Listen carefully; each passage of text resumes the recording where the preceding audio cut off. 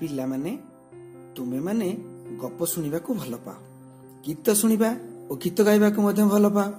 ସେହିପରି ଛବି ଦେଖିବାକୁ ମଧ୍ୟ ସମସ୍ତଙ୍କୁ ଭଲ ଲାଗେ। ଆଜି ଆମେ ହସଖେଳ ବହିରେ ଥିବା ରଜଦୋଳି ଛବିଟିକୁ ଦେଖିବା ଓ ଏହା ବିଷୟରେ ଅନେକ କଥା ଜାଣିବା। ଭଲ ଲାଗିବ କି ନାହିଁ? ନିଶ୍ଚୟ ଭଲ ଲାଗିବ।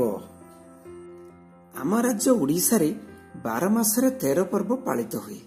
ସେହି ପର୍ବମାନଙ୍କ ମଧ୍ୟରେ ରଜ ପର୍ବ ହେଉଛି ଏକ ମୁଖ୍ୟ ପର୍ବ। କୃଷି କାର୍ଯ୍ୟର ଅନୁକୂଳ ପାଇଁ ଏହା ପାଳନ କରାଯାଏ। ସଜବାଜ, ପହିଲି ରଜ, ରଜ ସଂକ୍ରାନ୍ତି, ଭୂମିଦାହ ଓ ବସୁମତୀ ସ୍ନାନ ଭାବରେ 5 ଦିନ ପାଳନ କରାଯାଏ। ଏହି 5 ଦିନ ଚାଷ କାମ କରାଯାଇ ନଥାଏ। ଏହି ପର୍ବରେ ସବୁରି ଘରେ ପୋଡ଼ପିଠା, କାକରା, ଛେନାପୋଡ଼, ପଣସ, କଦଳୀ ଭଳି ସୁଆଦିଆ ଖାଦ୍ୟ ଖିଆଯାଇଥାଏ। ରଜପାନ ଖାଇବା ଏହି ପର୍ବର ଆଉ ଏକ ଆକର୍ଷଣ।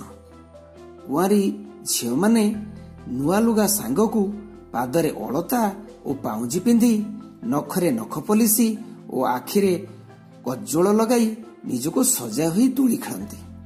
ରଜ ଦୋଳି ଗାଁର ତୋଟାମାନଙ୍କରେ ବଡ଼ ବଡ଼ ଗଛରେ ଲାଗିଥାଏ। ଏହି ଦୋଳିକୁ ବିଭିନ୍ନ ଫୁଲ ପତ୍ରରେ ସଜାଯାଇଥାଏ।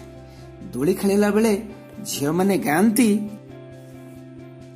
ମନସ୍ତେ ଡାକିଲା ଗଜ, ବରଷକେ ଥରେ ଆସିଛି ରଜ, ଆସିଛି ରଜ ଲଘେନି ନୂଆ ସଜବାଜ। ପୁଅ ପିଲାମାନଙ୍କର କବାଡି, କ୍ରିକେଟ, କ୍ୟାରମ ଇତ୍ୟାଦି ଖେଳର ପ୍ରତିଯୋଗିତା ହୁଏ। ଶେଷ ରଜ ଅର୍ଥାତ୍ ବସୁମତୀ ସ୍ନାନ ଦିନ ସକାଳେ ମା ମାନେ ଅଗଣା ମଝିରେ ଲଙ୍ଗଳ ଲୁହା, ଶିଳପୁଆ, ନଡ଼ିଆ ରଖି ହଳଦୀ ପାଣି ଢାଳି ବସୁମତୀଙ୍କୁ ପୂଜା କରନ୍ତି। ତା ପରଦିନ ଠାରୁ ପୁଣି କୃଷି କାର୍ଯ୍ୟ ଆରମ୍ଭ ହୁଏ। ଏହିଭଳି ବହୁ ଆନନ୍ଦରେ ରଜ ପର୍ବ ପାଳନ କରାଯାଏ।